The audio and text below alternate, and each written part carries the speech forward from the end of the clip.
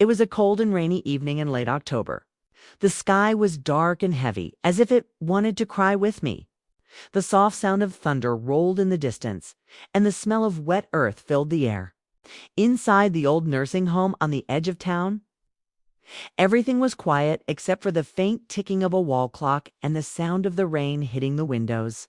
The place had an old smell, a mix of medicine, cleaning liquid, and something sad that you couldn't describe. Mary sat by the window, looking outside. She was 73 years old, with silver hair neatly tied back and soft wrinkles on her hands that showed the years she had lived. Her birthday was supposed to be a happy day, a day full of laughter, family, and love. But that day felt nothing like a celebration. It felt empty. It felt like the end of something. She held a small photo frame close to her chest, a picture of her son, Daniel, when he was a little boy. His smile in that photo was warm and full of life. Every year, Daniel used to visit her on her birthday. He would bring her favorite cake, vanilla with strawberries, and they would laugh for hours. But this year, something was different. Something had changed. I still remember that night. She whispered softly to herself, her voice shaking. It was the night Daniel brought her to the nursing home. He said it was for a short time, just until things at work got easier. He had told her that he would come back soon, that it was only temporary. But deep down, in that quiet corner of her heart, Mary had felt something break. She had seen the tired look in his eyes, the way he avoided her gaze when he signed the papers. She knew even then that something was wrong. The rain grew louder outside, and Mary's mind drifted back to that night. She remembered the way the car lights flickered across the wet road. How her son had kept both hands tight on the steering wheel, silent, not saying much. She had tried to talk to him, to ask why, but he just kept saying, "It's for the best, Mom. You'll be happy here." Happy here. Those words echoed in her mind now, and they hurt. The nursing home was clean, yes, but it wasn't home. The halls were lined with wheelchairs and old photographs of smiling faces that didn't smile anymore. The staff were kind, but their smiles felt practiced, like something they had to do, not something they felt. When Daniel had left that night, he hugged her quickly, almost nervously, and said he would visit next week. But that was 3 months ago. 3 long, lonely months. Every day she waited by that window, hoping to see his car pull up outside. Every evening she told herself, maybe tomorrow. That morning, one of the nurses, Lucy, had brought her a small cupcake with a single candle in it. "Happy birthday, Mary," she said kindly. Mary had smiled, trying to hide the sadness behind her eyes. "Thank you, dear," she had said softly, though the words felt heavy. As the day went on, other residents came and went. Some had visitors. Some didn't. Laughter echoed from another room. Someone's family had brought balloons and gifts. Mary listened quietly, pretending not to care. But each laugh felt like a knife turning slowly inside her chest. Then, round noon, something strange happened. A new nurse walked into her room. She was young, with short dark hair and bright green eyes. She smiled at Mary warmly, but there was something curious in her expression, something that didn't feel ordinary. "Good afternoon, Mrs. Collins," she said softly. "I'm new here. My name is Anna." Mary nodded politely. "Welcome, dear." Anna walked closer, her voice gentle. "I know it's your birthday today." "Yes," Mary said. 73. Anna smiled again. "That's a beautiful age." Then she paused, as if choosing her next words carefully. "Did you know your son called earlier this week?" Mary's heart skipped. "He did?" she asked, her voice trembling. "Yes," Anna said. "He said he might come by soon." Mary's eyes filled with tears. For the first time in months, hope returned to her tired heart. Maybe today, of all days, he would come. Maybe he hadn't forgotten. The afternoon passed slowly. The rain finally stopped, and a pale light came through the clouds. The air smelled clean and new. Mary changed into her favorite blue dress, the one Daniel had bought her years ago for her birthday. She brushed her hair, put on a little lipstick, and sat by the window again, waiting. Hours went by. The sun began to fade. The sky turned orange, then gray. No one came. Her heart sank again. She tried to tell herself not to cry, but the tears came anyway. She held the photo frame close to her and whispered, "You promised, Daniel. You promised you'd come back." Just then, she heard footsteps in the hallway. Her heart leaped. She turned toward the door quickly, but it wasn't Daniel. It was Anna again, holding a small envelope in her hand. "This came for you," she said softly, handing it to her. Mary wiped her tears and took the envelope with shaking fingers. Her name was written in neat, careful handwriting, Daniel's handwriting. For a moment she just stared at it, afraid to open it. What if it was bad news? What if it was goodbye? Finally, she tore it open. Inside was a short letter. "Dear Mom, I'm sorry I haven't come. Things have been very hard lately. I didn't want to worry you. I promise I'll visit soon. Please don't be angry. I love you." Daniel Mary read the letter again and again. The words felt empty. Something about them didn't feel right. Daniel always called her Mommy in letters, even as an adult. He never just wrote Mom. His handwriting looked rushed, uneven. "Anna," she said quietly, "are you sure he sent this?" Anna hesitated. "Yes, I believe so," she said, though her eyes flickered away for a moment. Mary felt a chill. There was something strange here. That night, after dinner, the nursing home grew quiet again. Most residents had gone to bed. The hallway lights were dim, casting long shadows on the floor. Mary couldn't sleep. She sat awake in her bed, staring at the letter on her nightstand. Something in her heart told her this wasn't right. She stood up slowly, put on her robe, and opened her door. The hallway was empty. Only the soft humming of the ceiling lights filled the air. She walked quietly toward the front office where they kept the phone records. She wanted to see if Daniel had really called, but as she turned the corner, she saw something that made her stop.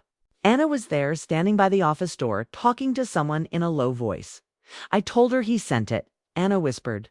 Yes, she believed me for now. Mary froze. Her heart pounded in her chest. Who was Anna talking to? Why would she lie about the letter? She tried to listen closer, pressing her ear against the wall. "I know," Anna continued, "but we can't let her find out yet."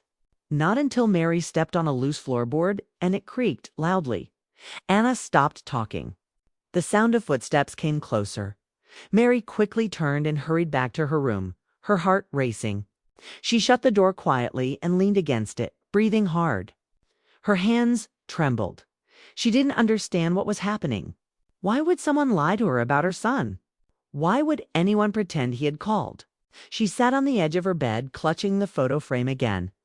The shadows in the room seemed to move. The silence felt heavier now, pressing down on her.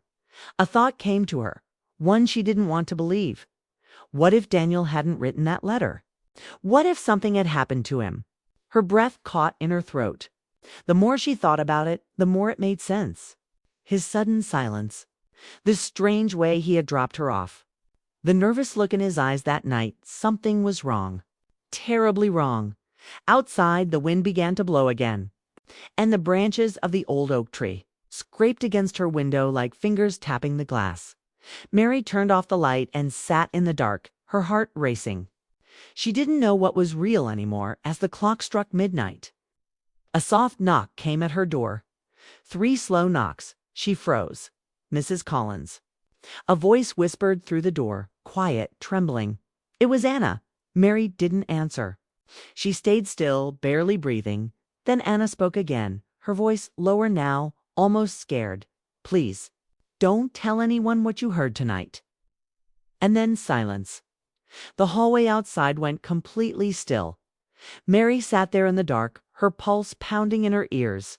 The fear inside her grew stronger with every second dot. Something was happening in that nursing home. Something no one wanted her to find out. And deep inside, she knew this was only the beginning. The morning after that strange night, the world outside looked peaceful again, too peaceful. The sun came out for the first time in days, shining through the thin white curtains of Mary's room. The light fell across her face, but she didn't feel warmth. Her eyes were tired, her body heavy from a night with no sleep. She sat on the edge of her bed. The letter still on her nightstand, staring at it as if it held all the answers. Her hands trembled slightly as she picked it up again. She traced her fingers over the writing, Daniel's name, the slanted letters, but something inside her refused to believe it was really from him. She remembered Anna's voice in the hallway, that secretive whisper. "We can't let her find out yet." The words echoed in her mind like a warning. When Lucy, the older nurse, came in with her breakfast tray, Mary tried to act normal. "Good morning, Lucy," she said softly. "Good morning, dear," Lucy replied, smiling kindly. "You look a little pale today. Didn't sleep well?" Mary forced a small smile. "No, not really. Just a bit of a headache." Lucy frowned with concern. "Would you like me to get the doctor to check on you?" "No, no," Mary said quickly. "It's nothing. I just need some rest." Lucy nodded, set the tray on the table, and left quietly. As soon as she was gone, Mary got up and went to the window. From there, she could see the front gate of the nursing home, the gate she hadn't crossed since the night Daniel left her there. She stared at it for a long time, her thoughts spinning. Something was wrong in this place. She could feel it. She looked down at the small garden outside. The flowers were bright, colorful, full of life, but something about them felt strange too. Every morning she saw the same gardener tending them, a tall man with gray hair and tired eyes. He never spoke much, just nodded politely when someone passed. Today, though, he wasn't there. The garden was empty. The air felt heavy, as if the building itself was holding a secret. Later that afternoon, Anna came by again, her smile the same as always, soft, polite but guarded. "Good afternoon, Mrs. Collins," she said gently. "How are you feeling today?" Mary studied her face carefully before answering. "I'm all right, thank you." "Did you sleep well?" Anna blinked, surprised. "Oh yes, I did. Why do you ask?" Mary smiled faintly. "Just wondering." Anna hesitated, then placed a small flower vase on the table. "I brought you this. It's from the garden." Mary looked at the white lilies inside the vase. They smelled fresh but oddly sharp, almost metallic. "That's kind of you," she said slowly. "But I didn't see the gardener today." Anna froze for a split second before answering. "Oh, he's taking a few days off. Family emergency." Mary nodded, pretending to believe her. But her gut told her another story. "By the way," Anna added, glancing at the letter on the nightstand, "did you read the message your son sent?" Mary's heart beat faster. "Yes," she said. "I did. Thank you for giving it to me." Anna's lips curved into a small smile. "That's good. He really cares about you." Mary tilted her head slightly. "Do you know him personally?" Anna's smile faded just a little. "No, why would I?" "I was just curious," Mary said. "You sounded like you did." For a moment, the room was silent. The air between them felt heavy. Then Anna smiled again, her tone light. "You have such a sharp memory, Mrs. Collins. Most people forget small details." Mary smiled back, but her eyes stayed cold. "Yes," she said quietly. "I remember everything." After Anna left, Mary's chest felt tight. Something was deeply wrong here. The way Anna avoided her gaze, the sudden absence of the gardener, the fake letter, it all felt like pieces of a puzzle she hadn't solved yet. That evening, during dinner, Mary sat with two other residents, Helen and Ruth. They were both in their late 70s. Gentle souls who mostly kept to themselves. Helen leaned closer and whispered, "Did you hear what happened to Mr. Gibson?" Mary looked up. "No, what happened?" "He's gone," Helen said, glancing around nervously. "They said his family took him home, but—" she lowered her voice. "He doesn't have any family." Mary froze. "Are you sure?" Ruth nodded slowly. "He used to tell me every night that he had no one left. His wife passed away years ago. His son, too. He was all alone." Mary's spoon slipped from her hand and clattered against the plate. No one noticed. The noise in the dining hall covered it. But her mind was spinning. Gone. No family lies. That night she couldn't sleep again. The building was silent, but the silence felt strange, like it was hiding something. Every few minutes she heard distant footsteps in the hallway. Then, faint whispers. She decided she couldn't ignore it anymore. She needed answers. At midnight. She got up quietly, wrapped her shawl around her shoulders, and slipped out of her room. The hallway lights flickered faintly, and the air felt colder than usual. She walked slowly toward the front office again, the same place she had seen Anna before. As she got closer, she heard voices again, this time 2 of them. "We can't keep doing this," one voice said sharply. It was a man. "Someone will notice. She already suspects something." Another voice replied, Anna's voice. "Mrs. Collins is too smart. We need to act soon." Mary's heart pounded in her chest. "I told you to keep her quiet," the man said. "If she starts asking questions, we'll lose everything." "I know," Anna whispered, sounding scared. "But she's not like the others. She remembers everything." Mary leaned closer, her hand gripping the wall. Her breathing was quick and shallow. Then she heard the sound of papers rustling. The man spoke again. "These files, we can't let anyone see them. If she asks about her son again, tell her he's visiting next week. Keep her calm until we finish the arrangements." Arrangements. The word made Mary's stomach twist. She couldn't hear the rest. Footsteps started coming closer. She panicked, turned around, and hurried down the hall toward her room. Her slippers made no sound, but her heartbeat felt loud enough to give her away. She reached her door, opened it quickly, and slipped inside, shutting it just as footsteps passed outside. She stood in the dark, her back against the wall, trembling. Her breathing came in short gasps. She tried to calm herself, but her mind was racing. What were those arrangements they were talking about? What were they hiding in those files? And most importantly, what did her son have to do with any of this? The next morning, she woke up early, pretending to be sick so that she could stay in her room. She waited until most of the staff were busy with breakfast rounds, then quietly opened her door and stepped into the hall again. She knew it was risky, but she couldn't stop now.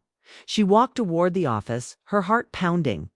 When she reached it, she saw that the door was slightly open. Inside, she saw a small desk, a filing cabinet, and a computer screen still glowing faintly. She pushed the door open a little more and slipped inside. The room smelled like coffee and paper.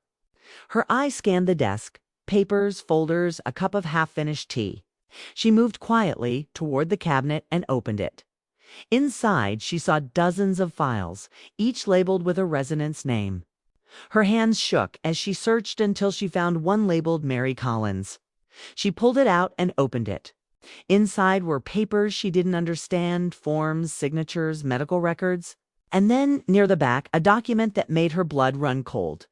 It was a transfer authorization form, signed not by her, but by her son, Daniel. Only the signature wasn't his. It was a forgery. Her knees went weak. She grabbed the edge of the desk to steady herself. Her vision blurred with tears. "Mrs. Collins," a voice behind her, made her freeze. She turned slowly. Anna was standing at the doorway, her face pale, her eyes wide. For a long second, neither of them spoke. Then Anna stepped forward, closing the door behind her. "You shouldn't be here," Anna whispered. Mary's voice was cold and shaking. "What are you doing here? Why are you lying to me?" Anna's eyes filled with fear. "Please," she said softly. "You don't understand. You need to trust me." "Trust you?" Mary snapped. "You forged my son's name. You're hiding something from me? What is going on?" Anna looked toward the hallway nervously. "Keep your voice down. If they hear you, it'll be worse." "Who?" Mary demanded. Anna took a deep breath, her voice trembling. "Please, not here. They're watching. I'll come to your room tonight. I'll tell you everything." And before Mary could say another word, Anna turned and hurried away. Mary stood frozen in that office, clutching the folder to her chest. Her heart raced so fast it hurt. She didn't know who they were. She didn't know what kind of danger she was in, but she knew one thing for certain. Something dark was happening inside this nursing home, and the truth about her son was buried somewhere within it. that night. She waited by her window again, her eyes fixed on the door, listening for any sound in the hallway. The wind outside howled softly, and the lights flickered once, twice. Then a quiet knock at her door, 3 slow knocks. Mrs. Collins, a whisper came. "It's time. But you have to be quiet. They can't know I'm here." Mary stood up slowly, her heart beating faster than ever. She didn't know if she was walking toward the truth or straight into a trap. The night was silent again, almost too silent, the kind of silence that feels alive, waiting for something to happen. Mary sat at the edge of her bed, her hands trembling slightly as she stared at the door. The 3 soft knocks still echoed in her mind. She could hear her own heartbeat loud in the quiet. "Mrs. Collins." Anna whispered again from the other side of the door, "Please open up quickly." Mary hesitated for a moment, her mind full of fear and confusion. But curiosity and something deeper, a desperate need for truth, pushed her forward. She walked slowly to the door and unlocked it. Anna slipped inside fast, closing it quietly behind her. She looked nervous, her eyes darting to the hallway as if she expected someone to be there. "Thank you," Anna whispered. "We don't have much time." Mary stared at her. "What is going on? You told me you'd explain everything. Start talking." Anna took a deep breath, wringing her hands. "Okay," she said softly. "But please, promise me you'll stay calm. You need to hear this, but it's not easy." Mary's stomach turned. "I've been calm long enough. Tell me the truth." Anna nodded, her voice shaking. "The letter you got, it wasn't from your son." Mary felt the words hit her like a blow. "I knew it," she whispered. Anna nodded again. "I didn't want to lie to you, but I had no choice. The people who run this place, they're not who you think they are." "What do you mean?" Mary asked, her voice trembling. Anna looked toward the door again, then lowered her voice. "This nursing home is being used for something else. They're making money off the residents. They fake documents, transfer papers, medical forms, even family signatures. Once the paperwork is done, they move the patients somewhere else. They call it special care. But—" She stopped, swallowing hard. "But what?" Mary pressed. Anna's eyes filled with tears. "They never come back, Mrs. Collins, none of them. Mr. Gibson, the gardener. Others, they're all gone. And no one ever asks questions." Mary's knees went weak. She grabbed the edge of the bed for support. "You're saying they're doing something to the residents?" Anna nodded silently. "Yes, and your name is on the next transfer list." For a long moment, Mary couldn't breathe. Her chest felt tight, her mind spinning. "Transfer list," she whispered. "When—" "Tomorrow night," Anna said. "They told me to prepare your file today. That's why I came to warn you. They're saying you're being moved to another facility, but it's not true." Mary's voice broke. "And my son. What did they do with him?" Anna hesitated, looking down. "That's what I don't know. I found some files, hidden ones, but his name was on one of them. I think he came here after you were admitted. Maybe he found out something." Mary's eyes widened. "He came here? When?" "About a month ago," Anna whispered. "He was asking questions about you. Then, suddenly, he disappeared. They said he left, but—" Mary's heart shattered. She could barely hear over the sound of her own pulse. "He wouldn't just leave me," she said, tears filling her eyes. "He wouldn't." Anna nodded. "I believe you. That's why I think he's in danger too. Or worse." Mary sat down slowly, covering her mouth. Her son, her only family, gone. And now she was next to Anna, took her hand gently. "We have one chance. I can help you get out of here. But it has to be tonight. Once morning comes, it'll be too late." Mary looked at her, her eyes full of fear and confusion. "How can we? The doors are locked at night. There are guards."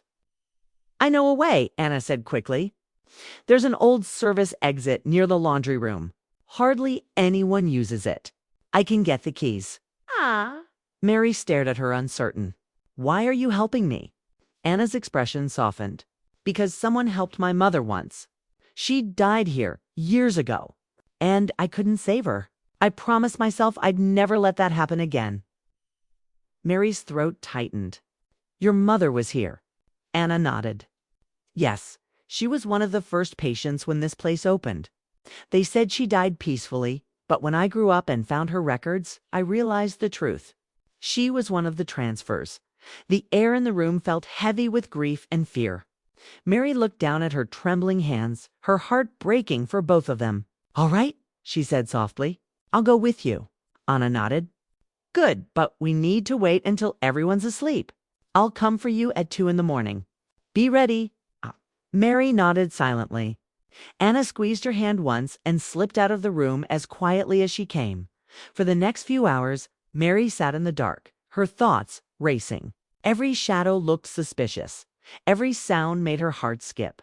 She kept thinking about Daniel, his smile, his voice, the way he used to say, "I'll always protect you, Mom." Where was he now? The clock ticked slowly toward 2 a.m., then footsteps. She stood quickly, holding her breath. 3 soft knocks again. "It's me," Anna whispered. Mary opened the door, and Anna stepped in, holding a small flashlight and a set of keys. She wore a dark jacket and looked tense. "Come on," Anna whispered. "Stay close and don't make any noise." They moved quietly down the hall, their slippers barely making a sound on the cold floor. The lights were dim, flickering faintly. Every door they passed was closed, every nameplate silent, just names of people who might already be gone. When they reached the end of the hall, Anna turned left toward the laundry room. The air smelled of detergent and bleach. She pushed open the heavy door and led Mary inside. "Wait here," Anna whispered. She moved to the back of the room, searching for the service exit. Mary stood still, clutching her robe, her heart pounding so hard it hurt. The faint light of the flashlight moved across the walls, revealing pipes and shelves. Then, finally, Anna found the small metal door. "Here," she said. "It leads to the back parking lot." She reached for the lock and froze. The keyhole was empty. The lock was gone. Anna's face went pale. "No," she whispered. "It was here this morning. Maybe there's another way." Mary asked, panic rising in her chest. Anna turned, her eyes wide. "No, that was the only one that wasn't alarmed. If we try the main door, the system will alert them." Suddenly, a loud sound broke the silence, the echo of a door slamming somewhere in the hallway. They both froze. Footsteps. Heavy. Slow footsteps coming closer. Anna turned off the flashlight. "Hide," she whispered urgently. They ducked behind a row of large laundry baskets just as the laundry room door opened. A beam of light swept across the room. A flashlight. Mary's heart stopped. She could see shadows moving to figures. "Check the back," one voice said. It was a man's voice, deep and cold. Anna gripped Mary's hand tightly. The light moved closer, slowly crossing the floor. Mary could hear her own breathing, shaky and loud in her ears. She bit her lip to stay silent. Then the light stopped right in front of their hiding place. Mary's pulse raced. She prayed silently, "Please, please don't find us." The light stayed there for a few seconds that felt like forever. Then it moved away. "Nothing here." The voice said finally, "Maybe it was just a noise." The footsteps grew faint, and then the door shut again. Anna waited a few seconds before whispering, "They're gone." "Aw." Mary exhaled shakily. Her legs felt weak. Anna stood up slowly. "We can't go that way now. We'll have to hide until morning. There's an old storage room behind the kitchen. Hardly anyone goes there." Mary nodded, too scared to speak. They moved again through the dark, careful and quiet. The air grew colder as they passed through the empty hallways. The smell of food and cleaning liquid mixed into something sour. When they reached the storage room, Anna opened it with one of her keys. Inside it was small and dusty, shelves filled with old files, boxes, and broken furniture. "This will have to do," Anna whispered. "We'll stay here until it's safe." Mary nodded, sitting down on an old chair. Her heart was still racing. Donna turned to close the door, then stopped. On the floor, half covered by dust, lay an old folder. It was labeled with faded letters. Daniel Collins. Mary froze. Her breath caught in her throat. She stood up slowly, her hands shaking. "That's my son's name," she whispered. Anna picked up the folder carefully, brushing the dust away. "It must be from when he came here." She opened it, and both of them gasped. Inside were photos. Photos of Daniel standing in the same hallway, sitting in the same visitor's room, and then one final photo that made Mary's knees give out. It was Daniel, lying in a hospital bed. His face pale, eyes closed, tubes connected to his arms. The word "deceased" was stamped across the paper below it. Mary's voice broke. "No, no, this can't be true." Anna looked at her with wide, horrified eyes. "Mrs. Collins," but before she could say anything more, the door behind them creaked open slowly. Light spilled into the room, and a deep voice said, "I told you to keep her quiet, Anna." Mary turned, her whole body shaking, and saw the shadow of a man standing in the doorway, holding something in his hand. The flashlight's beam cut through the dusty air of the storage room, casting long, twisted shadows on the walls. Mary's breath caught in her throat as she froze in place. The man's figure stood tall and sharp in the doorway, blocking their only escape. His eyes were cold, his face half hidden in the dim light.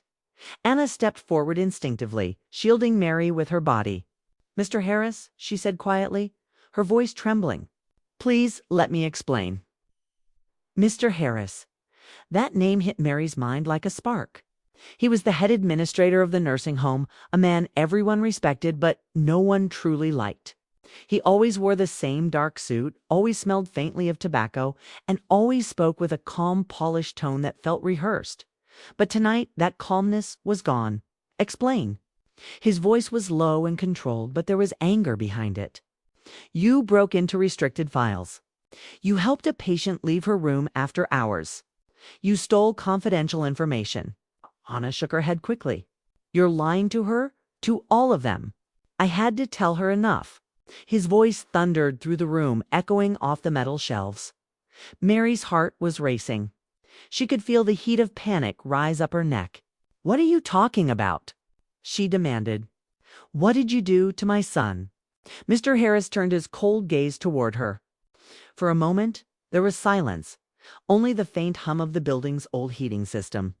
Then, slowly, he stepped inside, closing the door behind him. "Your son," he said softly, "was a brave young man. But he made mistakes." Mary's voice broke.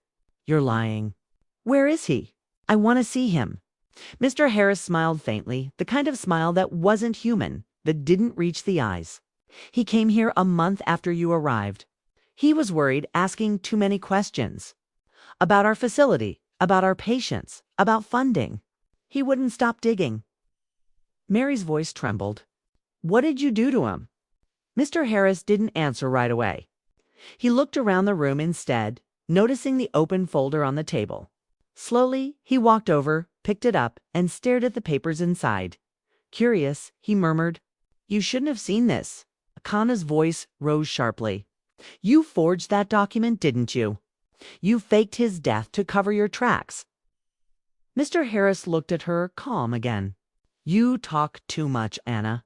Then, before either of them could react, he reached into his pocket and pressed a small button on a black remote. Somewhere in the hallway, a faint alarm began to beep. Anna's eyes widened. "You locked us in?" Corsi said simply. "You really thought you could sneak around my building at night?" Mary stood up slowly, gripping the back of the chair to steady herself. "You're a monster," she whispered. "These are people's lives. These are families." Mr. Harris tilted his head slightly, studying her. "Mrs. Collins," he said in a smooth tone, "you don't understand. The world doesn't care about old people anymore. Families leave them here and never look back. We simply make use of what's left." Mary's heart pounded so hard it hurt. "Make use," she whispered, horrified. "What do you mean?" He smiled again, darkly. "Research," he said quietly. "Donations, data, the kind of work that helps others live longer at a price.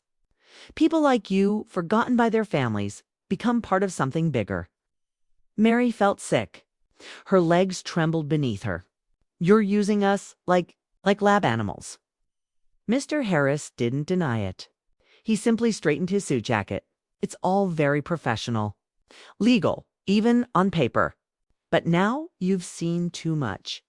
Anna moved quickly, stepping between him and Mary again. "You're not going to touch her," she said firmly. "Not while I'm here." Mr. Harris laughed softly, shaking his head. "You think you can protect her? You're just a nurse." "You work for me." "Not anymore," Anna said. And before he could respond, he grabbed the heavy folder from his hands and threw it straight at his face. Papers flew everywhere. Mr. Harris stumbled back, shouting in anger. "Run!" Anna yelled. Mary didn't think. She just moved. She followed Anna out the door and into the dark hallway. The alarm was still beeping faintly, and red lights began to flash on the walls. Their footsteps echoed down the empty corridor. "This way," Anna whispered, pulling her toward the kitchen. The smell of old food and bleach hit them as they entered the kitchen. Anna ran to the back door and tried the handle, but it was locked tight. "Damn it," she muttered, trying key after key. Behind them, footsteps echoed again, slow, heavy. Getting closer, Mary's hands shook. "He's coming," she whispered. Anna found the right key and turned it hard. The lock clicked. "Got it?" She pushed the door open and motioned for Mary to follow. They stepped outside into the cold night air. The rain had stopped, but the ground was still wet, and the smell of earth and pine filled the air. The nursing home looked different from the outside, darker, more menacing. Only a few lights glowed faintly through the windows. "This way," Anna whispered, leading her along the side of the building toward the back gate. "If we can reach the road, we can find help." Mary nodded, her breath coming in quick gasps. Her slippers slipped in the mud, but she kept going. Then a loud shout behind them. "Stop!" It was Mr. Harris. A flashlight beam swept across the yard, landing on them. "Run!" Anna screamed. They ran. Mary's heart raced faster than ever before. Her legs burned, her breath came in sharp bursts, but she didn't stop. She could hear Harris's footsteps pounding behind them. Closer and closer. The gate was just ahead, an old metal one, half broken, leading to the road. Anna reached it first and began pulling at the latch. It was rusty, stuck. "Come on," she cried. Mary tried to help, pushing with all her strength. The metal groaned and finally gave way. They burst through the gate and stumbled onto the gravel road beyond.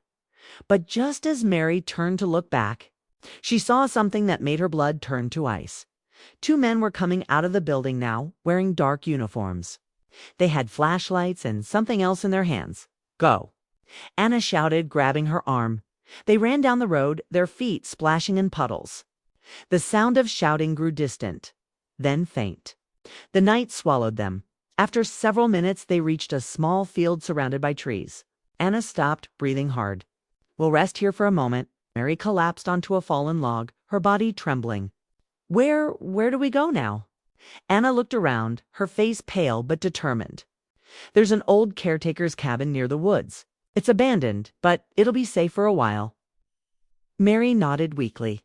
"And then?" Anna hesitated. "Then we find proof. We show the world what they're doing." Mary's eyes filled with tears. "But Daniel," Anna knelt beside her. "I know. We'll find out what really happened to him. I promise." Mary looked at her, searching for hope in her eyes. There was fear there, yes, but also strength. For the first time, she didn't feel alone. They sat in silence for a moment, catching their breath. The sound of crickets filled the night, soft and steady. Then, in the distance, light flickered, a car's headlights moving slowly along the road. Anna stood up quickly. Maybe it's someone who can help. But as the car drew closer, Mary's stomach sank. The headlights stopped right by the broken gate of the nursing home. And then, slowly, the car turned down the same road they had taken. "It's them," Anna whispered. "They're looking for us." Mary's pulse quickened again. "What do we do?" Anna's eyes darted toward the trees. "We hide. Come on." They ran into the woods, the wet branches brushing against their faces. The sound of the car's engine grew louder behind them. They ducked behind a large tree, panting, hearts pounding. The car stopped nearby. A door opened, voices. One of them, unmistakably, was Mr. Harris. They couldn't have gone far. Search the woods. Mary pressed her hand against her mouth to keep from gasping. Anna held her arm tightly, her whisper barely audible. Stay still. Flashlights began sweeping across the trees. The light came closer, closer, until it almost touched them. Then it moved away. For a few minutes, there was silence again, just the soft hum of insects and the distant rumble of thunder. Anna exhaled shakily. We need to move now. They moved deeper into the woods, guided only by the faint glow of the moon. The ground was uneven, full of roots and rocks. But they didn't stop until they saw it. A small wooden cabin, half hidden behind tall grass. Anna pushed the door open and they stepped inside. The air was cold and stale, but it was shelter. Mary collapsed into an old chair, exhausted. Anna shut the door behind them and leaned against it, breathing hard. For a long time, neither of them spoke. Finally, Mary whispered, "He'll find us." Anna looked at her, her eyes tired but firm. Not tonight. But as she said it, they both froze because somewhere outside, faintly, they heard the crunch of footsteps on the leaves, slow, careful, getting closer. The cabin was silent except for the steady ticking of an old clock on the wall. Every tick echoed through the room like a warning. Mary held her breath, gripping the edge of the chair so hard her fingers ached. Anna stood frozen near the door, her ear pressed against the wooden frame. The sound came again, slow, deliberate footsteps outside. They crunched softly over the damp leaves, moving closer to the cabin. Then silence. Anna whispered, "Don't move." Mary didn't dare breathe. The only thing she could hear was her own heartbeat pounding in her chest like a drum. She tried to peer through the window, but the glass was fogged and cracked. Outside, it was too dark to see anything but the faint outline of the trees. The footsteps started again, circling the cabin this time. Whoever it was, they weren't in a hurry. They were searching, listening. Mary's throat went dry. "It's him," she whispered shakily. "It's Mr. Harris." Anna shook her head slightly. "We don't know that." "Stay calm." Then a shadow moved past the window, tall, slow, unmistakable. Mary gasped quietly. "He found us." Anna grabbed her arm. "Quiet. Get under the table."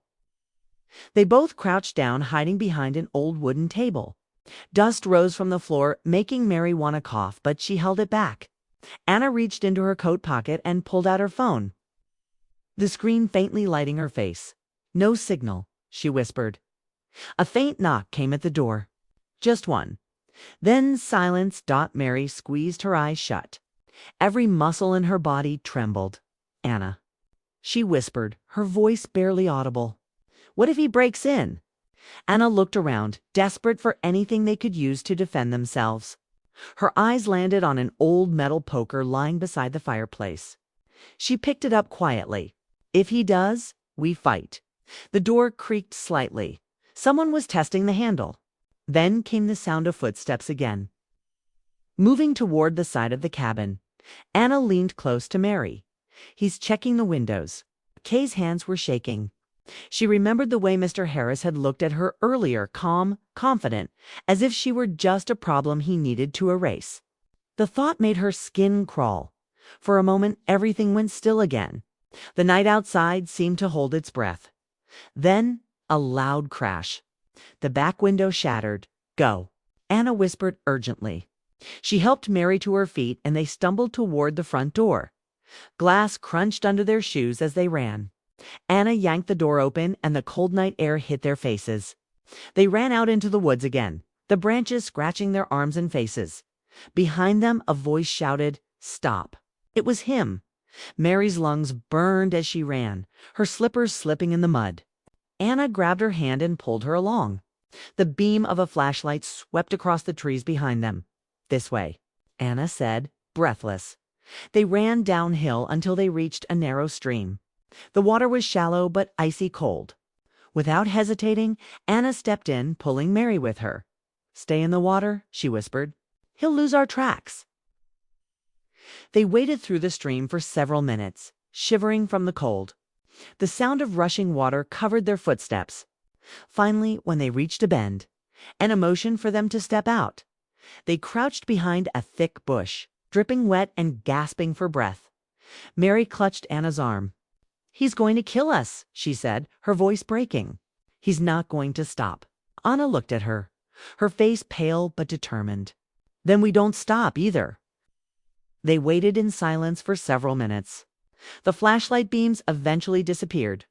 The forest grew quiet again, except for the sound of crickets and running water. After a while, Anna whispered, "We need to find a phone. A real one. There's a gas station a few miles from here. If we can reach it before sunrise, we can call the police." Mary nodded, still trembling. "Do you really think they'll believe us?" Anna hesitated before answering. "They'll have to. Once we show them the files, they'll have no choice." Mary thought of the papers scattered in the storage room, Daniel's name, the list of donations, the strange documents that didn't make sense. It was too real, too cruel to be fake. As they walked quietly through the trees, Mary whispered, "Anna, why are you helping me? You could have walked away." Anna didn't look at her right away. "Because I couldn't live with myself if I didn't," she said softly. "I started noticing things months ago. Patients disappearing, families being told they passed away. When I saw your son's name in those files, I knew something terrible was happening." Mary stopped walking. "You knew about Daniel?" Anna nodded slowly. "I didn't understand it at first, but he was the only visitor who kept coming back asking questions. He wasn't like the others." Kay felt a sharp pain in her chest. "He was kind," she whispered. "He always believed in me. I told him I was fine here. I thought I was making it easier for him." Anna's voice softened. "He never gave up on you, Mary. He was close to finding out the truth." Mary wiped her tears with trembling fingers. "And they killed him for it." Anna didn't answer, but her silence said enough. The forest began to thin out as they reached the edge of a road. In the distance they could see a faint orange glow, maybe streetlights, maybe a town. "We're almost there," Anna said quietly. But just as they stepped onto the road, the sound of an engine echoed behind them.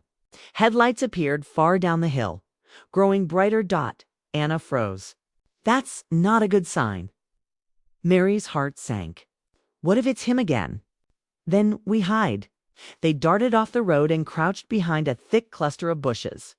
The car slowed down as it approached the curve. It wasn't Mr. Harris's black sedan this time. It was a white van, unmarked, its headlights too bright. It stopped right by the stream. The back door slid open. Two men stepped out, both in dark uniforms. Anna grabbed Mary's hand. "Those are the same men from the nursing home." Mary's stomach twisted. "They're still looking for us." One of the men shone his flashlight across the trees. "Tracks end near the water," he said.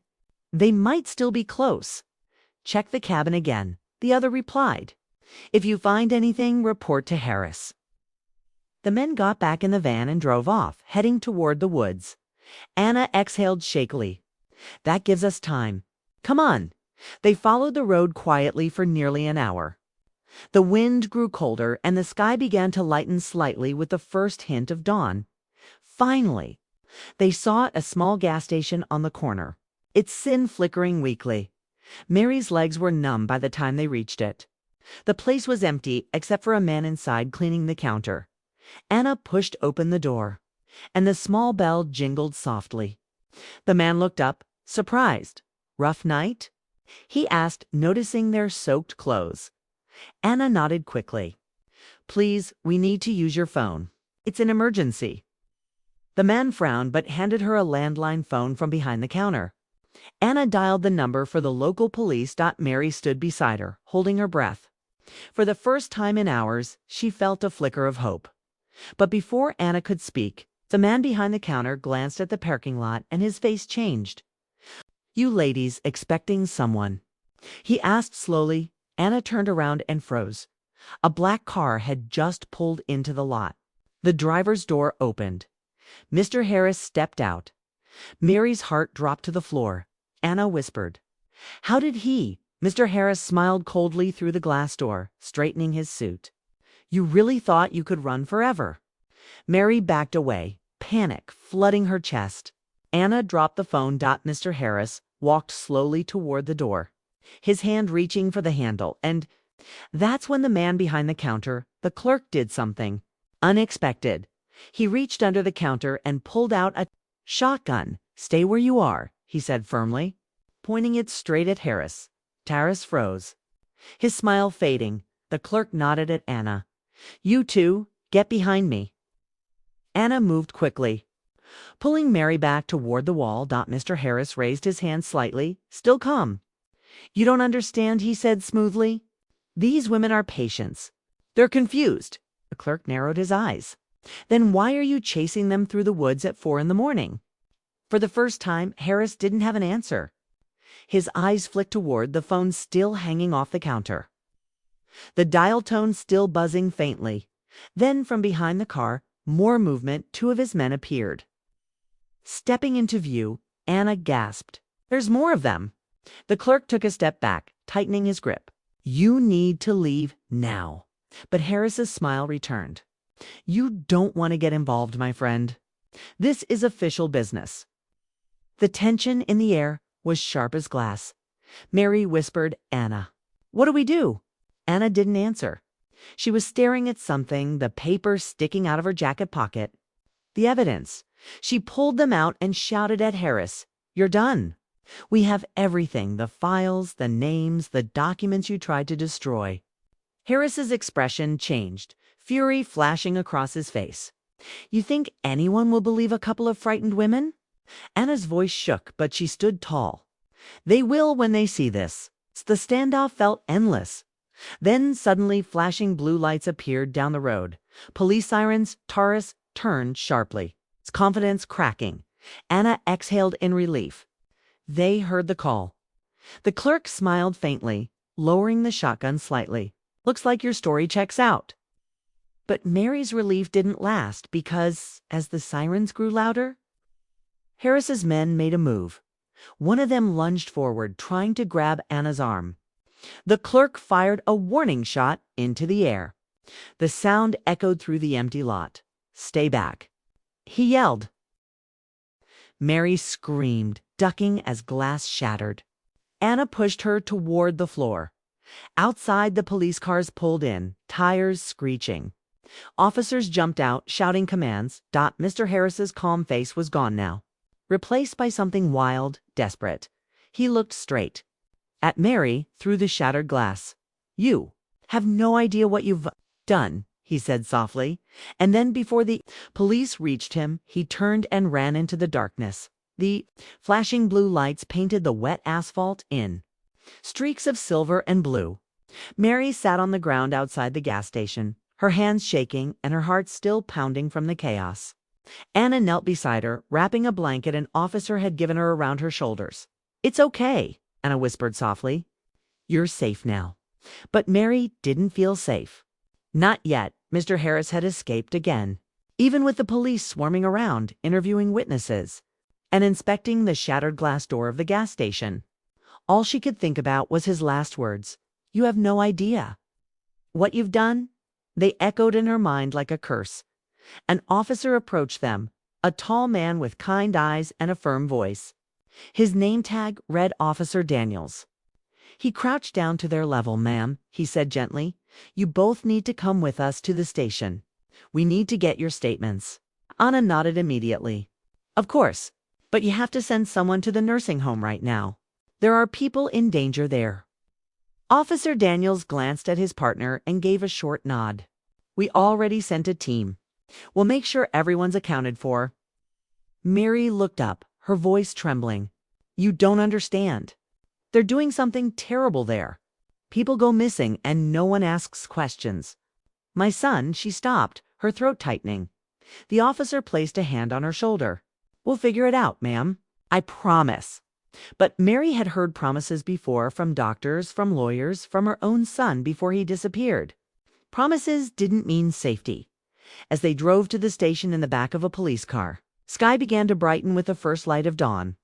The rain had stopped completely, and a thin fog clung to the edges of the road. Mary stared out the window, her reflection pale and haunted. She didn't look like herself anymore. She looked like someone who had seen the truth and couldn't unsee it at the police station. They were taken into a small interview room. The walls were plain gray, and the air smelled faintly of coffee and disinfectant. Anna sat beside her, clutching the folder of evidence like it was her only weapon left. Officer Daniels sat across from them, a recorder on the table between them. "Okay," he said. "Let's start from the beginning. Tell me everything." Anna explained everything, how she'd found strange files, how certain patients had died with no record of bodies being transferred, how the nursing home received anonymous funding every few months. Mary spoke quietly, her voice cracking at times. She told them about the strange way the staff avoided questions, about the forged death certificate with her son's name, and about how Mr. Harris had chased them through the woods. When she finished, there was silence. Officer Daniels rubbed his chin thoughtfully. "That's a lot to take in," he said finally. "But if what you're saying is true, we'll find proof. We already have a team searching the facility." Anna handed him the folder. "You'll find more inside." He kept records of every donation, every person he used. Daniels opened it carefully, flipping through the pages. His face tightened. "This looks bad," he admitted. "Very bad." Mary felt a small flicker of hope, the first in days. Maybe now someone would finally listen. But before she could say anything, another officer burst into the room. "Sir," he said quickly, "you'll want to hear this. The team at the nursing home found something." Daniels stood up. "What is it?" The younger officer hesitated. "A basement, hidden behind a locked maintenance door. It's full of medical equipment. Old, some of it illegal. And they found what looks like patient files. Hundreds of them." Mary's heart stopped. "Did they find anyone?" she asked. The officer looked at her, his face pale. "Not yet. But there were signs someone left in a hurry." Daniels looked at Anna. "Mr. Harris."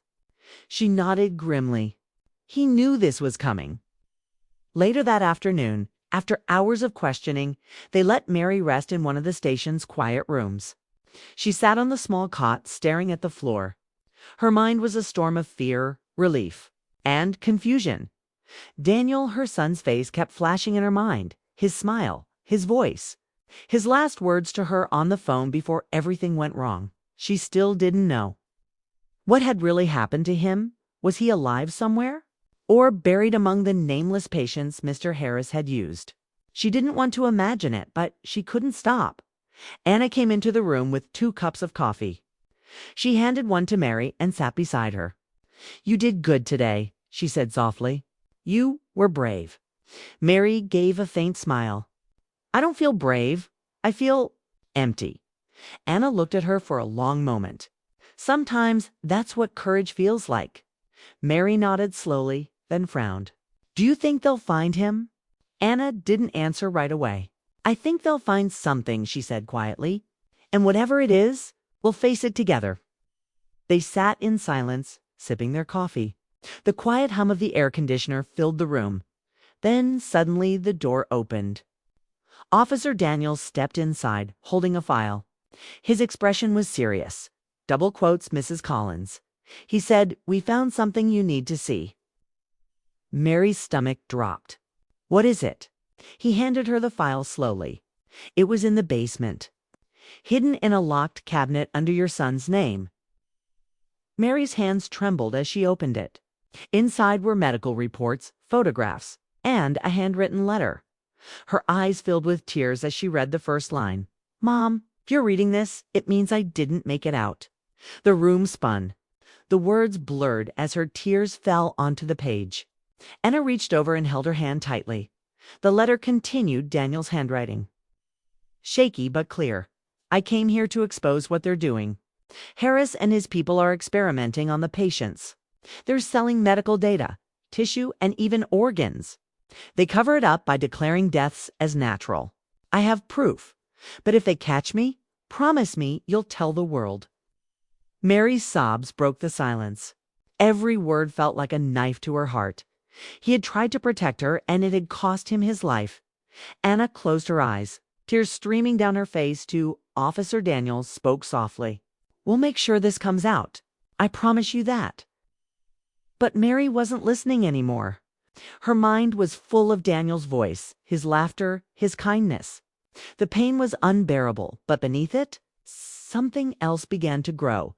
A fierce determination. She wiped her tears, her voice trembling but strong. "He died for the truth. I won't let that be for nothing." Anna looked at her, nodding. "Then we finish what he started." That night, Mary couldn't sleep. The station was quiet, but every sound made her jump. Footsteps in the hallway, the hum of lights, the echo of voices in the distance. She walked to the small window and looked out. The world outside seemed peaceful, too peaceful for the horrors she'd uncovered. In the parking lot below, she saw the dark outline of the black car. Her breath caught. It was the same model Mr. Harris had driven. "Anna," she whispered. Anna was already awake, sitting on the cot. "What is it?" Mary pointed toward the window. "Look!" Anna came over and peered outside. Her eyes widened. That can't be. The car's headlights flicked on for a brief second, then off again. A message. Anna's voice dropped to a whisper. "He's here." Mary's heart began to race again. But how? The police. Anna grabbed her arm. He must have someone inside. Someone helping him. At that moment, a shadow moved across the hallway outside their door. Slow, silent. Anna moved quickly, locking the door. "We need to tell Daniels. Now." But before she could reach the phone, the lights flickered once, twice, and then went out completely. The room plunged into darkness. Mary's hand trembled as she whispered, "He's coming." And from somewhere outside the door came a soft, familiar voice, calm, controlled, terrifyingly close. "Mrs. Collins," Mr. Harris said quietly, "we need to finish our conversation." The sound of that voice froze the air in Mary's lungs. She couldn't see him, but she could feel him standing just beyond the door, its calm tone more terrifying than any scream. "Mrs. Collins," Mr. Harris said again, his voice muffled through the door. "You've caused quite a mess, but I'm not here to hurt you. I just want to talk." Anna pressed her back against the wall, her hand gripping Mary's tightly. "Don't answer him," she whispered. Mary's heart pounded so hard she could feel it in her throat. The room was pitch dark now, the only light coming from the faint glow of the street lamp outside filtering through the window blinds. "Anna," she whispered shakily, "how did he get in here?" Anna shook her head, listening carefully. "He must have bribed someone. Or maybe he was never caught." Outside, his footsteps moved closer. A soft click echoed. He was testing the handle. Lock. He chuckled under his breath. "Clever," he said. "But locks don't last forever." Mary looked around the room desperately. There was no other door, no window big enough to crawl through. They were trapped. Anna moved silently to the small desk and pulled open the drawer. She found a pair of scissors and held them tight in her hand. Her voice was low but steady. "If he comes in, we run. No matter what happens." Mary nodded, though her legs were trembling. "Anna, he killed my son," she whispered. "He's not going to stop until he finishes what he started." Anna's jaw tightened. "Then we don't let him." There was a long silence outside the door. Then, faintly, the sound of footsteps retreating down the hallway. "Is he gone?" Mary whispered. Anna hesitated. "I don't know." She crept toward the door and pressed her ear against it. Nothing. Only the quiet hum of the emergency lights that had flickered back on somewhere. Down the hall, then bang. A loud thud shook the door, making both women jump. Mary let out a small cry. Anna stumbled back, raising the scissors. Mr. Harris's voice came again, sharper now. "Don't make this harder than it has to be. You don't know who you're dealing with, Anna." She glared at the door, her voice fierce. "I know exactly who you are, a murderer and a coward." He laughed, low and cruel. "That's what he called me to." "You're brave, Daniel?" Mary froze. "What did you just say?" You heard me, Harris said calmly. He thought he could expose me. He was wrong, just like you are now. Mary's knees gave way and she sank to the floor. Tears blurred her vision. You killed him, she whispered. You killed my son. Harris's tone softened suddenly, mockingly gentle. He was stubborn. I offered him a way out. He refused. Anna took a step forward, anger blazing in her eyes. You don't get to talk about him, she shouted. Then she stopped because the hallway had gone. Silent again. Completely silent. The kind of silence that meant he was either gone or waiting. Anna turned to Mary. We can't stay here, she whispered. We have to move. Mary's voice shook. But where? Anna's eyes darted toward the small air vent near the corner of the room. There, it's tight, but it leads to the main hallway. Maybe we can reach the back exit. Without wasting another second, she grabbed a chair and climbed up. The metal cover was screwed in, but she used the scissors to loosen it. The screws clinked softly onto the floor. Go, Anna said, helping Mary up. I'll come right behind you. Mary hesitated, terrified, but the look in Anna's eyes pushed her forward. She crawled into the narrow vent, her hands trembling as she moved through the dark tunnel. The metal was cold and dusty, and every sound her breath. Her heartbeat felt deafening behind her. Anna followed quietly. Then, suddenly, they heard it again, footsteps in the hall. Heavy. Slow. Closer, Anna, Mary whispered, her voice shaking. Keep going, Anna whispered back. The footsteps stopped right outside the room. Mary could see through the small gaps in the vent. The door slowly opened.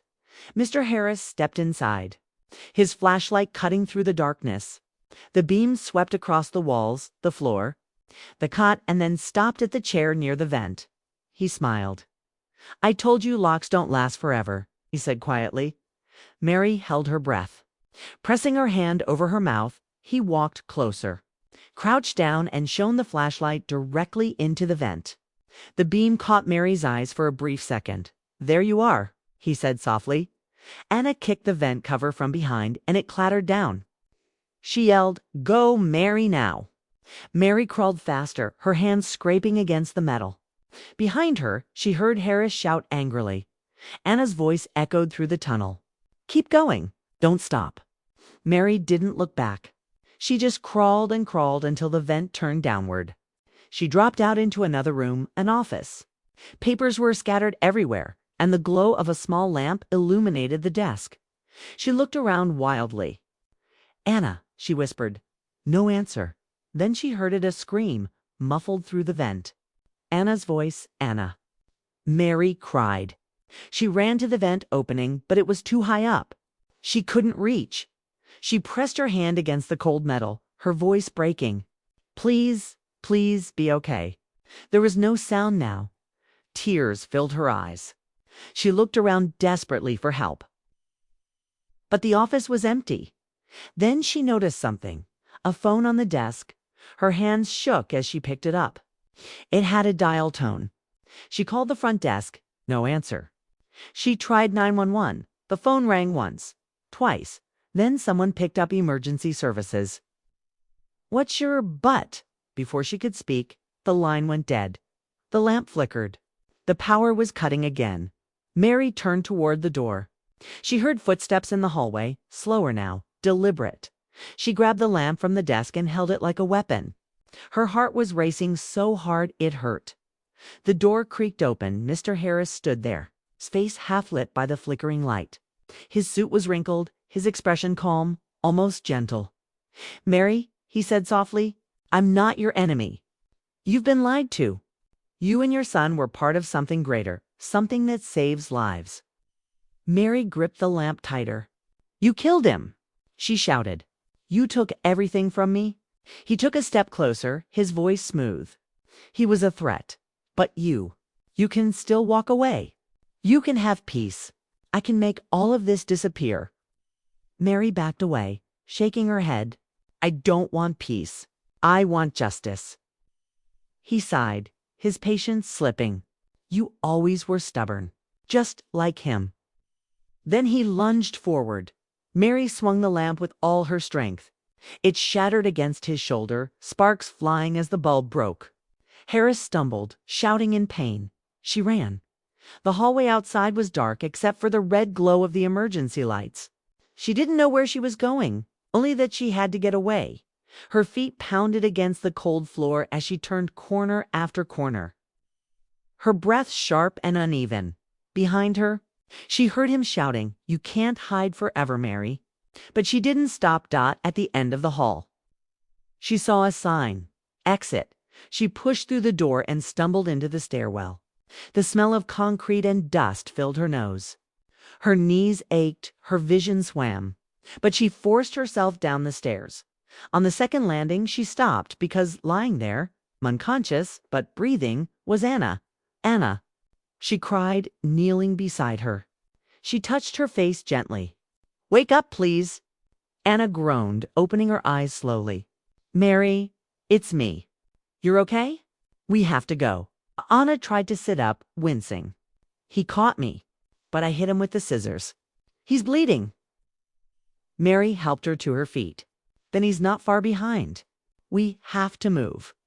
They stumbled down the last flight of stairs together. The exit door was just ahead, but when Anna pushed it open, she froze. The parking lot outside was empty, except for one car, Mr. Harris's black sedan. Engine running. Headlights on. Anna whispered, "It's a trap." Mary stared at the car, then at the empty darkness beyond. Her voice trembled, but her eyes were steady. "Then we make 'em fall into it." Anna turned to her, shocked. "What do you mean?" Mary looked back at the car, her grief turning into something sharper. "He thinks he's in control. But this ends tonight." She took a deep breath, her voice cold now. "For Daniel." And before Anna could stop her, Mary stepped out into the open. The headlights flared brighter, and the sound of the car door opening filled the air. Mr. Harris stepped out. Clutching his arm, blood staining his sleeve, he smiled faintly. "You never learn, do you?" Mary stared at him, her voice calm but fierce. "You took my son. You took those people's lives. You won't take mine." Harris chuckled softly. "You're not strong enough to stop me." Mary looked toward the corner of the building where Anna stood in the shadows holding a phone, recording everything. "Oh," Mary said quietly, "I don't have to." The night air was cold against Mary's skin as she stood in the nursing home parking lot, her breath coming out in sharp white puffs. The faint hum of the black sedan's engine filled the silence between her. Mr. Harris. His face was half lit by the headlights, his calm smile hiding something dangerous behind the wall. Anna held her phone tightly, recording every second. Her heart pounded in her chest. She knew this moment could expose everything, the murders, the lies, the corruption. But one wrong move, and it could all end right here. Mr. Harris tilted his head, studying Mary with a mocking kind of pity. "Do you really think anyone will believe you, Mrs. Collins? You're just an old woman with a long imagination. Nobody listens to your kind anymore." Mary didn't flinch. Her voice was steady now, no longer shaking. "You said the same thing to my son before you killed him." His smile faded slightly. She continued, her tone cutting through the night. "Daniel told me everything. He told me about the files he found, the names of the patients you experimented on, the money you took from the families who trusted you." Mr. Harris's jaw tightened. He broke confidentiality. He threatened the company. He was going to destroy everything we built. "What you built," Mary said coldly, "was hell for people who needed help. You destroyed lives." He took a slow step toward her, the gravel crunching under his shoes. "And what do you think you'll do now? Expose me. Go ahead. No one will believe a grieving mother who's been living in a nursing home." Mary took a step back but didn't break eye contact. "You're wrong. Someone already does." At that moment, Anna stepped out from behind the wall, holding the phone high. Its red recording light blinked like a warning signal in the dark. Harris froze. "What are you doing?" Anna's voice was firm but calm. "Recording everything. It's live streaming to the police server. They know where we are." A flicker of fear passed through his eyes. "You're lying." Anna shook her head slowly. "Try me." For the first time, Harris looked uncertain. His hand twitched, his confidence fading under the weight of exposure. Mary took a deep breath. "You killed my son to keep your secrets. But tonight, the world sees you for what you are." Then flashing blue and red lights appeared at the end of the parking lot. Sirens echoed in the distance, growing louder. Harris turned sharply, his composure cracking. "No, no." Anna whispered, "They're here." But before the police could reach them, Harris moved fast. He turned, running toward his car. "Stop him." Anna shouted. Mary lunged forward and grabbed his arm, but he pushed her hard. She fell to the ground, the impact knocking the breath from her lungs. He jumped into the driver's seat and slammed the door. The car roared to life, tires screeching on the wet pavement. Anna ran forward, shouting, "He's getting away!" But just as the car shot forward, it hit something. The front tires jerked violently, and the car swerved sideways, crashing into a concrete barrier. The sound was deafening. Smoke rose from the hood. The air smelled of burning rubber and oil. Anna stopped in her tracks, breathing hard. Mary slowly stood, staring at the wreck. "It's over," she whispered. The police cars arrived seconds later, surrounding the area. Officers ran toward the scene, guns drawn. One officer called out, "Step away from the vehicle." But Harris didn't move. He sat slumped in the seat, his face pale, blood trickling from his forehead. Mary watched quietly, her heart heavy. She didn't feel victory, just emptiness. Anna came to her side, placing a hand on her shoulder. "You did it," she said softly. "It's over." Mary's voice was weak. "He took Daniel. Nothing can ever make that right." Kana looked at her sadly. "But you stopped him from hurting anyone else?" As the paramedics pulled Harris from the car, a small envelope fell from his jacket pocket. It fluttered to the ground, landing near Mary's feet. She bent down and picked it up. Her name was written on it. With trembling hands, she opened it. Inside was a small photo. Daniel, smiling, standing in front of his university building, and a folded note. Her hands shook as she unfolded it. The handwriting was Daniel's. "Mom, if anything happens to me, know that I did the right thing. They can't hide forever. You were right to believe in the truth. I love you." Tears streamed down Mary's face as she read the words over and over. Her knees felt weak, but Anna held her steady. Mary whispered, "He knew. He knew he wouldn't make it." Anna nodded, her voice gentle. "He was brave, like you." The officers escorted them both inside the nursing home to take their statements. As Mary sat in the small office, she could still hear the faint hum of sirens outside.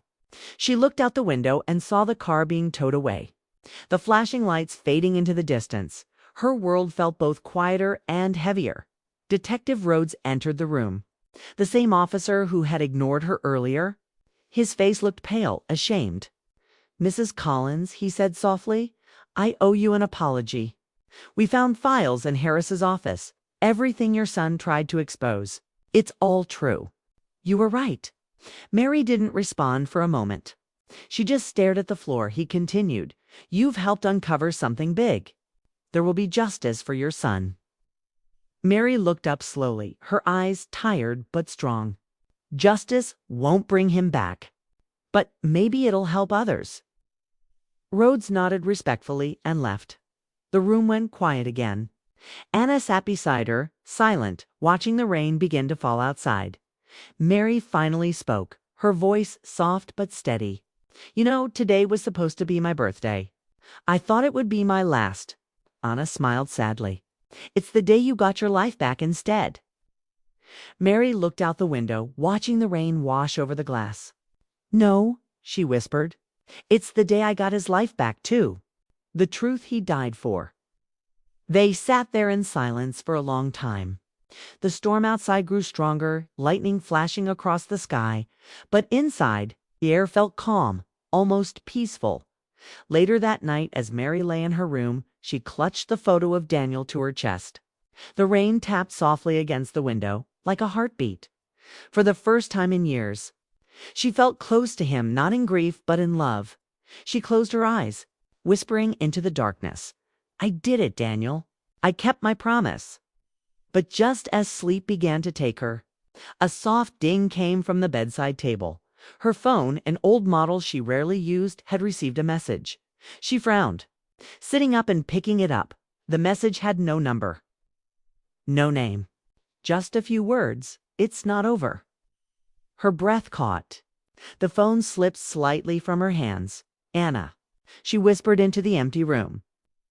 But there was no answer. Then, from somewhere outside her window, a car engine started.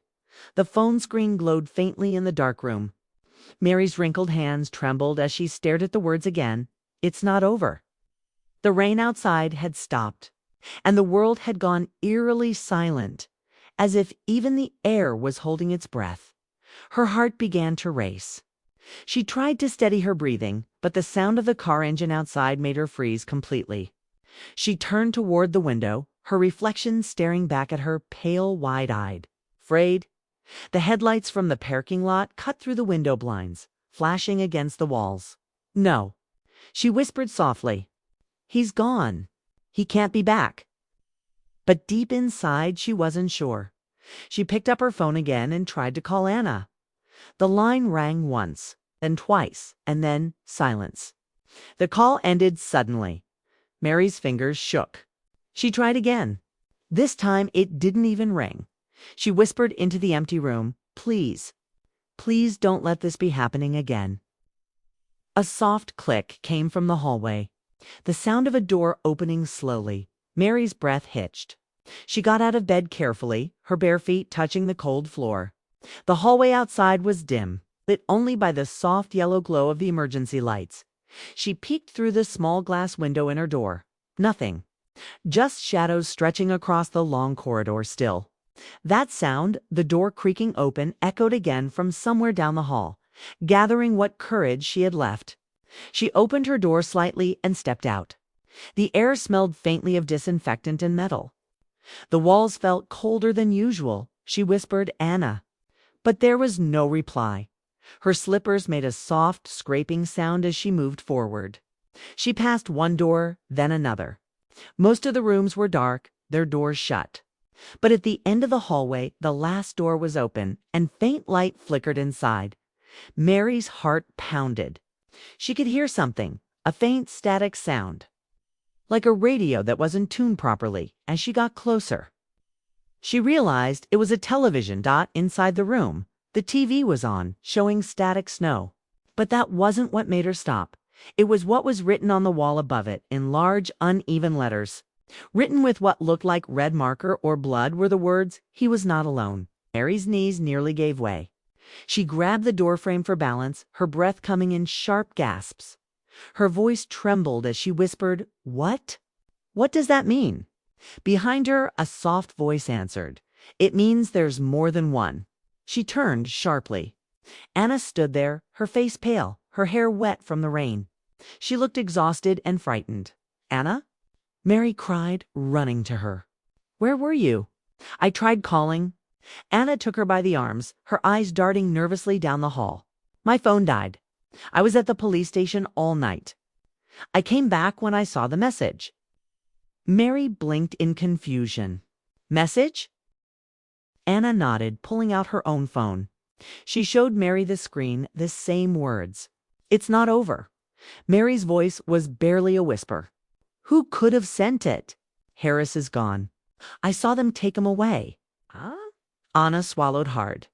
"That's what I thought. But I checked with the station before I came. The officer told me something strange." "What?" Anna looked her straight in the eyes. "The car was wrecked, but Harris's body wasn't found in it." Mary's stomach dropped. No, that can't be true." "I saw him." Anna shook her head slowly. "They said there was blood, but no body. He's gone." Mary stumbled back, her hand covering her mouth. "Oh my God." The two women stood there in silence, the flickering TV the only sound in the room. Then the static suddenly changed. A faint image appeared on the screen. A blurry video, dark and shaky. As if someone was recording with a phone, it showed the outside of the nursing home that very night. And then, slowly, a figure appeared in the corner of the screen. A man in a dark coat, standing beside a tree, watching the building. The camera zoomed in slightly and even through the blur. Mary knew that face. "Mr. Harris," she whispered. Anna's voice cracked. "He's alive." The screen went black dot. Mary stumbled backward, her chest tightening.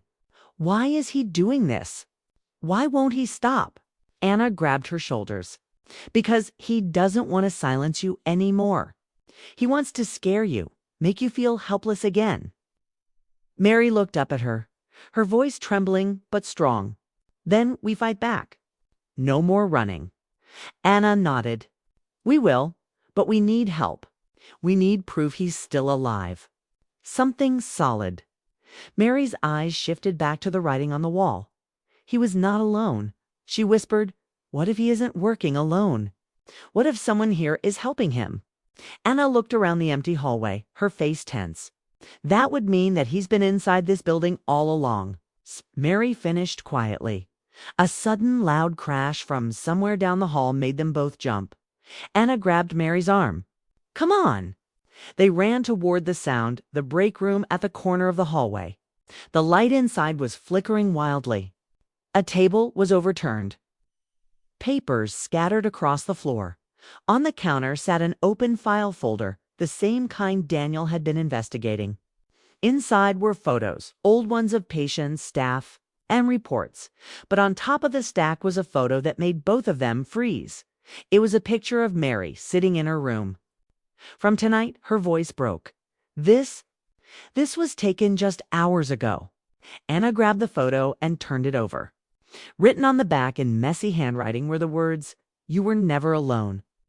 Mary's hands began to shake uncontrollably. "He's watching us." Anna turned off the flickering light and looked out the small window. The dark parking lot stretched. Out beyond the rain-speckled glass. "There's only one way out," she whispered. "We go to the security office. If he's been recording you, the cameras will show it." Mary nodded quickly, wiping her tears. "Let's go." They moved quickly through the corridors, keeping low and quiet. Every sound made them jump. A door creaking, the hum of the generator, the squeak of their shoes. When they reached the security room, the door was half open. The monitors inside flickered with static and darkness. Anna went first, checking each corner. "Empty," she said softly. Mary stepped inside. "Can you check the cameras?" Anna nodded and began typing on the computer. "Most of them are down, but maybe I can pull something from earlier." She clicked through several files, then froze. "Mary," she whispered, "you need to see this." On the screen was footage from 2 hours ago from the hallway.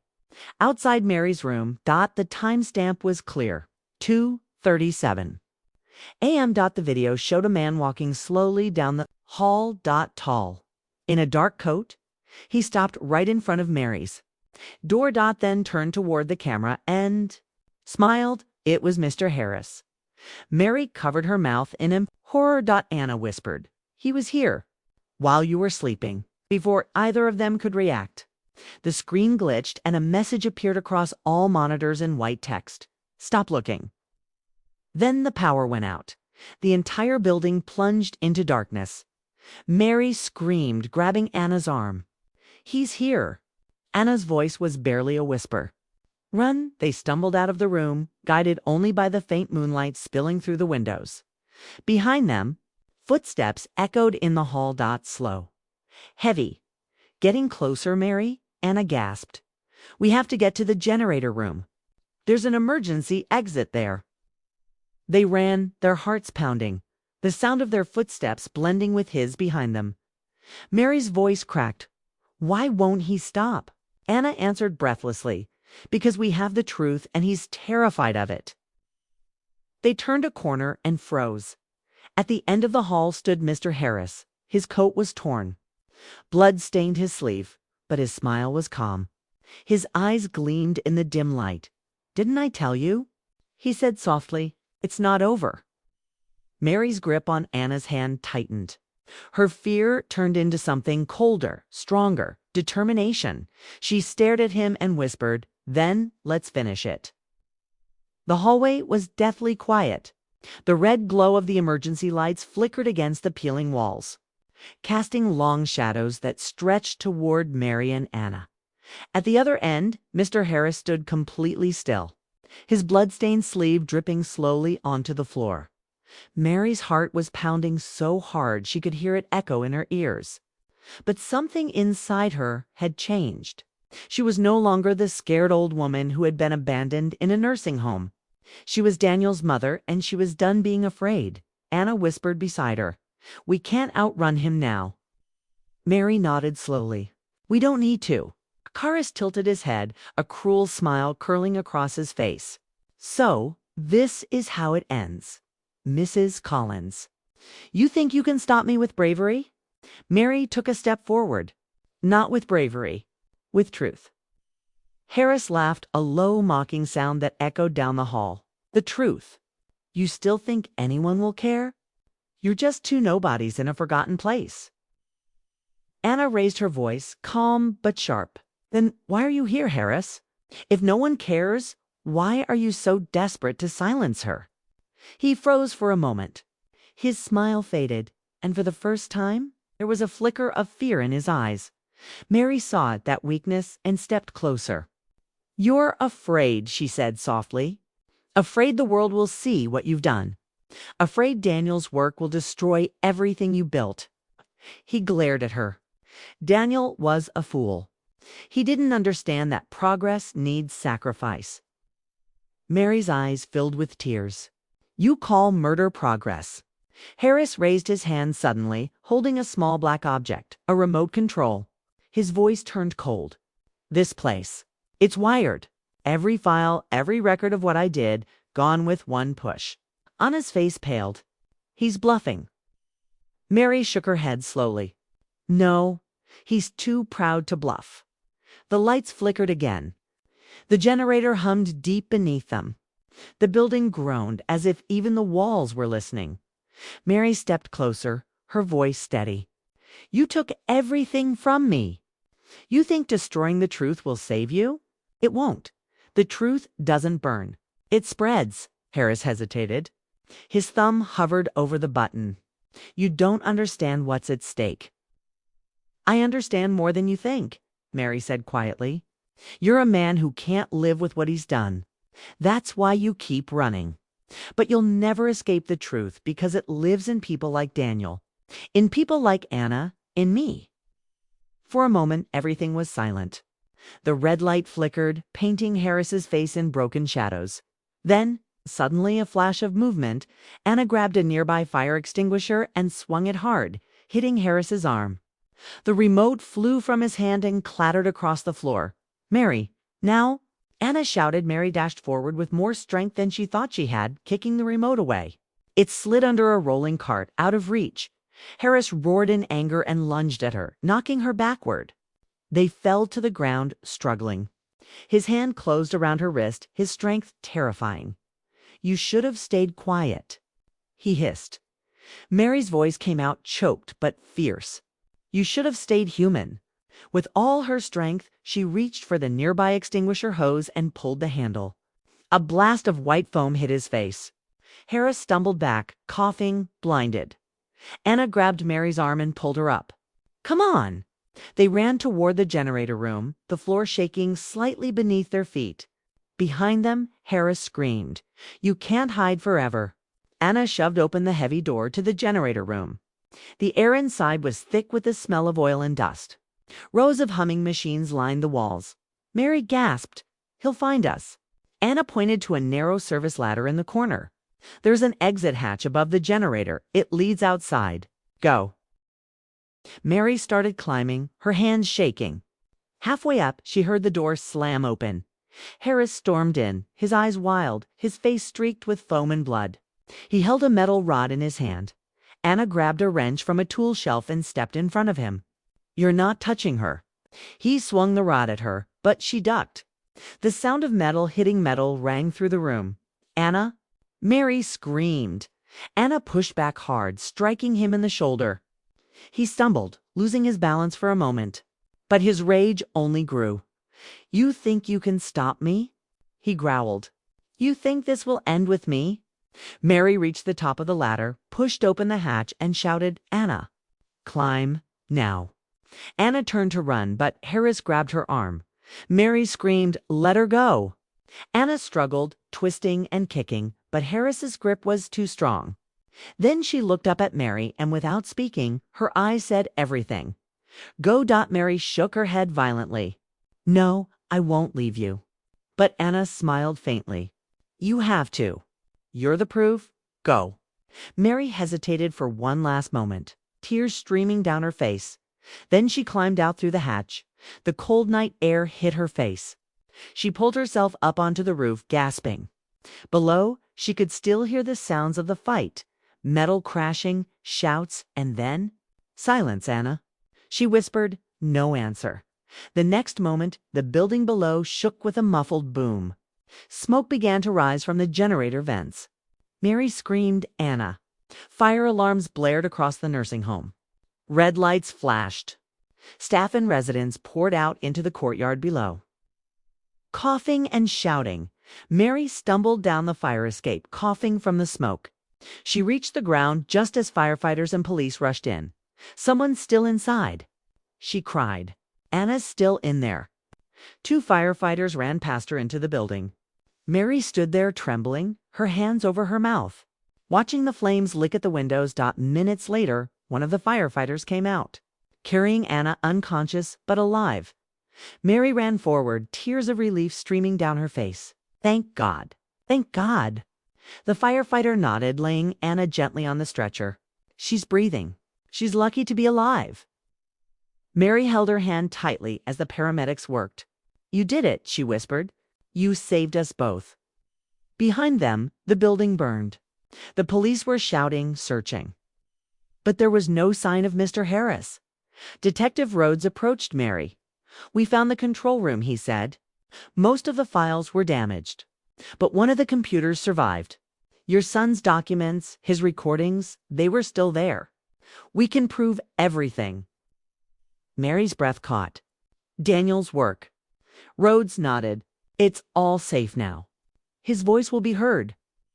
Mary looked up at the smoke-filled sky, her eyes glistening. Thank you. He placed a hand on her shoulder. And Harris. Rhodes sighed. We're still looking. He didn't make it out, but we'll confirm. Mary nodded slowly. Whether he's alive or dead, he's finished. The truth isn't his to hide anymore. Hours later, as dawn broke, the sky turned pale pink. Mary sat beside Anna's hospital bed. Anna was asleep, her face calm at last. Mary took Daniel's photo from her pocket and held it gently. You were right, my son, she whispered. The truth always finds a way. A nurse entered quietly. Mrs. Collins, she said softly, they found something among the debris. Thought you might want it? She handed Mary a small, charred notebook. The cover was burnt, but inside the first page was still readable. It was Daniel's handwriting. The system is broken, but love and courage can fix what fear destroys. Mary smiled faintly through her tears. He never gave up. The nurse touched her shoulder. Neither did you. Mary looked out the window, watching the sun rise over the distant trees. For the first time in years, she felt peace. Not because everything was perfect, but because she had faced the darkness and survived. The world would know the truth. Daniel's name would be cleared, and Harris, wherever he was, would never be able to silence them again. As the light filled the room, Mary whispered softly, Happy birthday to me. And with that, she finally allowed herself to rest.